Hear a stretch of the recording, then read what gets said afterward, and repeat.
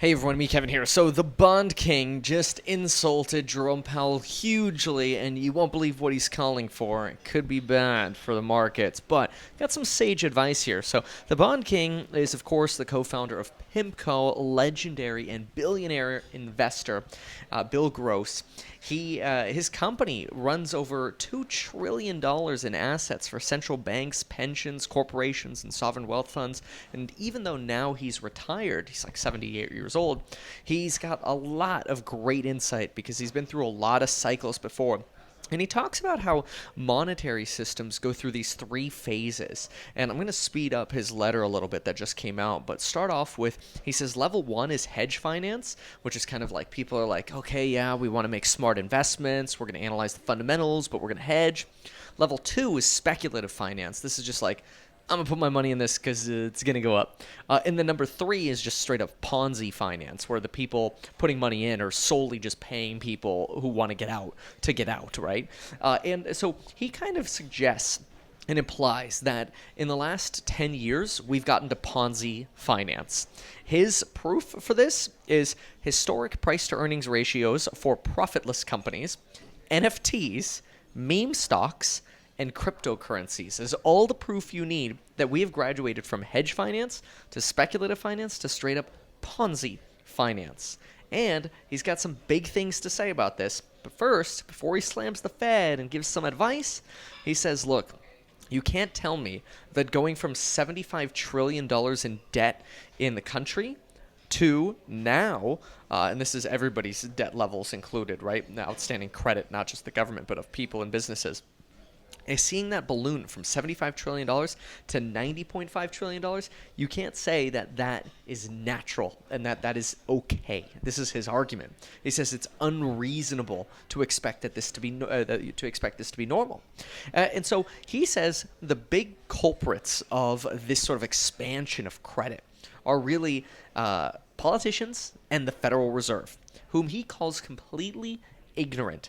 He says that the Federal Reserve should have never kept yields or rates at zero for as long as they had, and slams them for still buying bonds as recently as May of this year, while they're supposed to be getting started with the tapering and reducing inflation. They're still injecting money into the economy. Kind of crazy. He goes on to characterize this sort of economy that we're in now as one of meme apes and to-the-moon hype, but says that the reality is the recession is probably a healthy thing that we need now to kind of get rid of all this crazy credit expansion that we've had.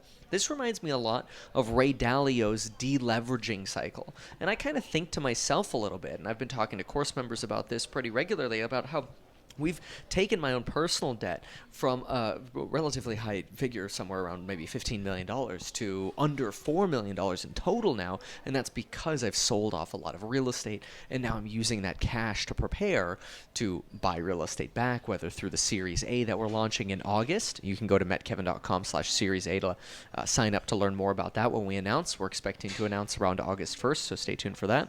Or it's just to buy stocks as we go through volatility and then hopefully ride the wave of stocks increasing back up slowly as eventually the Federal Reserve U-turns, and at the same time buying real estate as rates are still high. Those are some expectations that we have, but we're seeing the deleveraging ourselves. We're encouraging deleveraging, and we're seeing that deleveraging at businesses now as well. Not only are you seeing layoffs, I mean, Rivian just announced layoffs as well. You've got Tesla, you've got Coinbase. I mean, any kind of tech company is either hiring or that was hiring is now freezing or potentially laying off. And this is actually probably a natural thing to go through. But this here is Bill's advice, and this was fascinating. So first, he believes, and he prefaced this as he says he's no more credible than Jerome Powell here, which he does not seem to like Jerome Powell at all. But he goes on to say, but at least he can offer advice that's maybe a little bit more honest than Jay Powell's. Big slam here on Jay Powell. And he says, look, now's not the time for Paul Volcker. We can't have interest rates go up to 10%, pull the rug on the economy, and destroy us. This is not the time to do that. This is the time to get back to a neutral level of rates as soon as possible.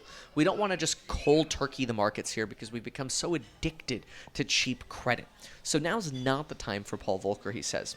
Instead, what he says it's time for is creating a mild recession to gradually lower inflation. And the way to do that, he says, is stop with this crap of 50 basis points or 75 basis points or whatever. Get us to 3.5% right now. That'll be slightly tighter than neutral, and that'll slowly push inflation down, and then we can slowly U-turn. Right now, bond futures markets are only pricing in 3.5% by about the summer of next year, which by the summer of next year, my programs on building your wealth will probably be $300 to $500 to $600 more expensive. Heck, next summer, that's a year from now, might even be more than that. It could be as much as $500 to $600 to $700 more expensive because we plan out a few months in ahead, raise the prices every single month, every few weeks, and that's why when we mention is a coupon expiring, like the one link down below, there is. Join those private live streams and all the lectures that we've just added, including the use of our amazing smart board within our lectures now, which we're so excited about. Now, in terms of recommendations for you, Bill Gross makes this argument against Jim Cramer, who gets kind of made fun of in social media a lot as being the person who, anytime he makes a suggestion, you should do the opposite because Jim Cramer's always looking for a bull market somewhere. Well, Bill Gross says, I don't know about that. I don't know if there's a bull market anywhere right now. He says bonds are at levels which represent diminished risk but little reward. He says don't buy them. He says stocks must contend with future earnings disappointments and are not as cheap as they appear. He's not wrong. We haven't had earnings revisions to the downside yet, and once earnings misses come in, we're going to have a really tough earnings season. Earnings season is about to start. Q2 earnings are coming out right after CPI data. It's the perfect recipe for going to the moon. I mean, having problems. So he says don't buy stocks yet. And he says commodities are out of gas. In other words, we're not seeing the rise of commodities anymore. Instead, we're seeing them bleed out. And so the alternatives, he says, nothing. He says right now is the time to be patient. That 12-month treasuries at 2.7% are a better investment for your money for the next year.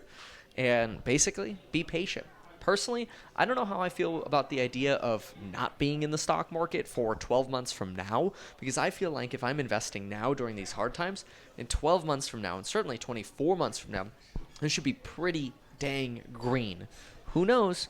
Could be wrong, but at least that's the way I'm investing, expecting that inflation will go down eventually, that the Fed will eventually U-turn, and folks, hopefully eventually we'll go back to the moon and to Mars.